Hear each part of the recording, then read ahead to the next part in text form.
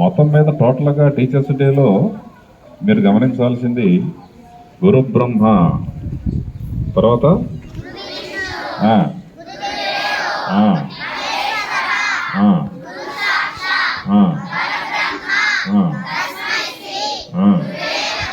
Very good.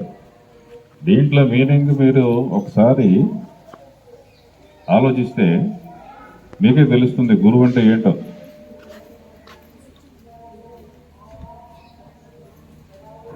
దేవుడు, కబీర్ దాస్ గారు అంటాడు, దేవుడు గురువు ఒకేసారి నాకు ప్రత్యక్షమైతే నేను ఎవరికి నమస్కరించాలి అని ఆలోచన వచ్చిందంట. వెంటనే ఎవరైనా సరే ఏం చేస్తారో, అందరిని సృష్టించిన దేవుడే కాబట్టి దేవుడికి నమస్కరిస్తారు.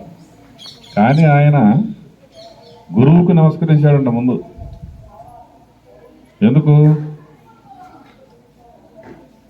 దేవుడు అనేవాడు ఎవరు, దేవుడు ఎట్లా ఉంటాడు, ఆయనకి ఎందుకు మనం నమస్కరించాలి, ఎందుకు ప్రార్థించాలని తెలియజేసింది గురువు కాబట్టి. దేవుడి గురించి చెప్పింది ఆయన ఎట్లా ఉంటాడు ఇవన్నీ చెప్పింది గురువు కాబట్టి దేవుడి కంటే ముందు గురువుకి నమస్కరిస్తాను అన్నాడు. దియో బతాయ్, గురు గోవింద్ దోవు ఖడే.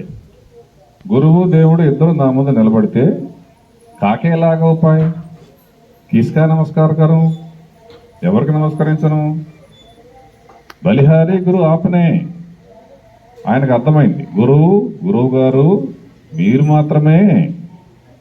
గోవింద్ దియో బతాయ్, గోవింద్ అంటే దేవుడి గురించి చెప్పారు కాబట్టి మీరే నాకు ముఖ్యము.